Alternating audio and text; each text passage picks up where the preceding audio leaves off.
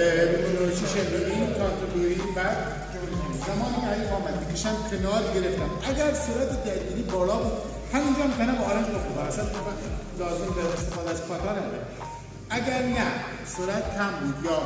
مثل چیز بود جونزوکی بود مثلا اکتیویا فشار میگم از دست میفته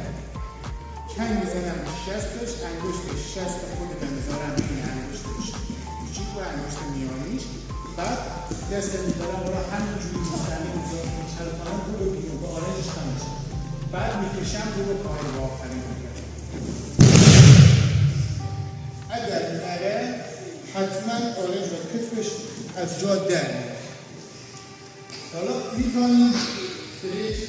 انجام میدم میتونیم از شباهت به کلینچین داشته باشه و کمک بگیریم اگر حریف سنگین وزن بود یا مقاومت کرد میتونیم